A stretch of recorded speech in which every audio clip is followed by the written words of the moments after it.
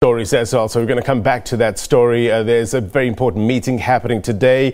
It started yesterday as well, so we'll give you more about the situation in Western Sahara. Okay, let's go back now to our reporter Sipho Stuurman at the Waterkloof Airforce Base, where further aid packages are expected to be delivered. Sipho, you were telling us about that plane was about to leave. It has since left. From the visuals I'm looking behind you, just tell us more about the preparations.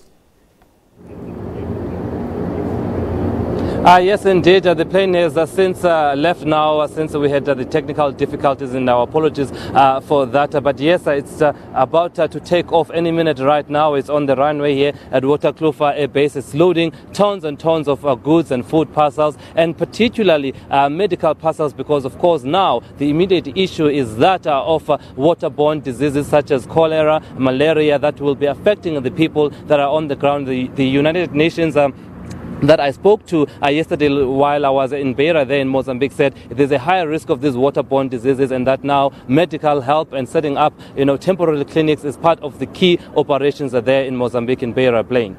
Yeah, as you've been reporting, you've been to some of the affected areas. What did you witness? What are people going through there?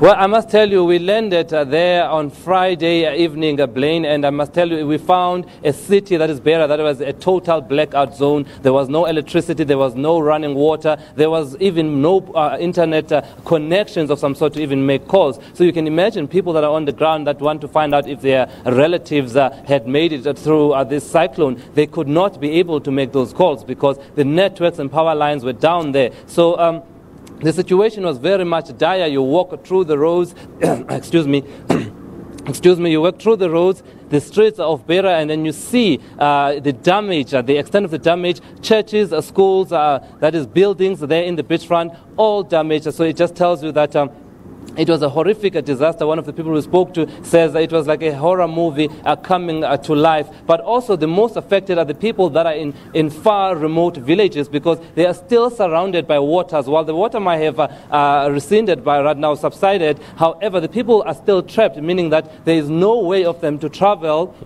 and get medical attention that they need. So hence, you need then these helicopters to go fly into these difficult zones to pick up those that may need medical attention, Blaine. Reportedly, the United Nations says it will take months before Mozambique is back on its feet again. From what you've seen and heard, is that pretty accurate assessment? Indeed, I spoke to the UN representative yesterday, who said that it will take mostly up to 3 months, and they are willing to stay as long as the Mozambican government needs them. And certainly when they say that 90% of the city, that is Beira, has been damaged, that is not an exaggeration. That is the current situation on the ground. I must tell you, drinking water is very scarce. As a result, when you buy, I think the prices of bottled water in that city has gone up double, 4 times than the normal prices. Electricity is not there. So it's really a difficult situation. But a number of aid agencies are gathering by Beira Airport, setting up a response center, of course, that is being led by the UN. We have the Red Cross, and we have the South African National Defence Force that is assisting. So certainly it will take months in terms of getting to normality for that particular city. The damage is very, very much it's devastating to see. You have the people that are in the villages that are still surrounded by the waters, as I mentioned to you. They also still need help. They need food. They need medical supplies. So there's a lot of work to be done in Mozambique, and hence the South African National Defence Force has also committed that it's going to be there for several more weeks. Blaine. Sipho, on our poll question, we're asking our viewers, is enough being done in order to help the people affected by Cyclone Idai? From the people you've spoken to and, you've interacted with, what's your assessment? What are they saying? Is enough aid coming through to assist them?